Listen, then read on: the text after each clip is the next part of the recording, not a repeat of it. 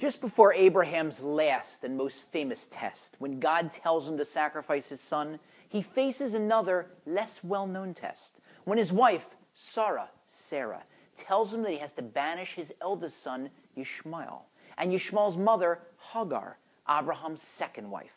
Abraham, the paradigm of kindness, does not want to do this, but God tells him that he has to listen to his wife, Sarah. And so he sends Hagar and Yishmael on their way, giving them provisions for their journey. But Yishmael unexpectedly takes ill, consumes too many of the provisions, and they're finished. And his life is forfeit. He is on the verge of death.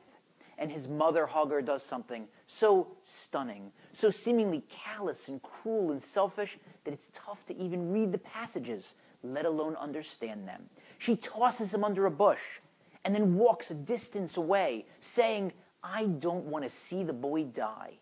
Now, what kind of mother does that? Wouldn't any mother with her son on his deathbed be right there with him, next to him, comforting him, wiping his brow, whispering soothing words into his ear, saying last goodbyes, rather than casting him away and abandoning him?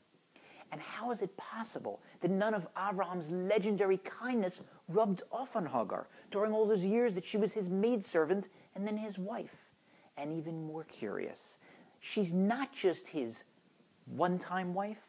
Hagar is Abraham's once and future wife, because in next week's Torah portion, after Sarah dies, Isaac, Yitzchak, goes and finds Hagar, brings her back, and she remarries Abraham. And this time she has a new name. Her name is Keturah. And our sages tell us that the reason for that name is that her actions were as pleasing as the ketores, the incense used in the holy temple.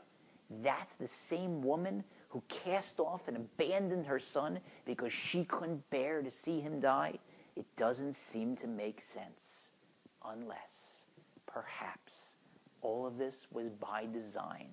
Maybe Hagar had learned her lessons well from those years that she spent in the home of Abraham and Sarah. Maybe she learned the power of prayer coupled with sincere repentance. And maybe she realized that there was nothing she could do at this point, cry as she might, for her son. His only chance would be for him to cry out sincerely, with proper and intense remorse and regret to his Father in heaven. And so maybe she was pretending to abandon him, casting him under the tree, saying loud enough for him to hear, "I don't want to see you die," making him feel all alone and helpless so that he'd cry out real tears. And if that was her ploy, it certainly worked, because boy did he cry. Real tears, tears that went up and rattled the gates of heaven, tears coupled with sincere repentance, tears that caused God to listen, to answer Yishmael, to send an angel down to save his life. And so maybe what Hagar was doing was overcoming her natural tendencies of mercy, her maternal tendencies, all for the greater good, to try to save her son, presaging exactly what Abraham is going to do in the next scene during his test, when he has to overcome his natural mercy when God tells him to sacrifice Isaac.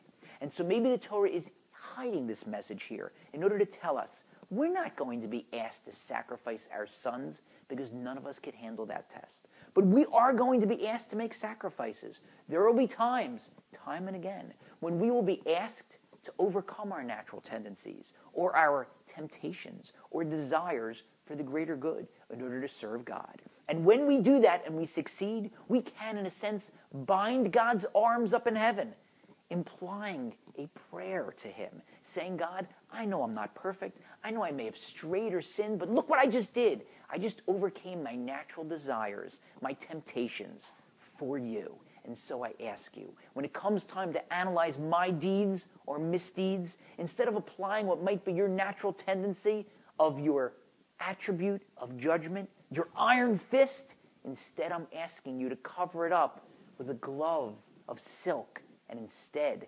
save me."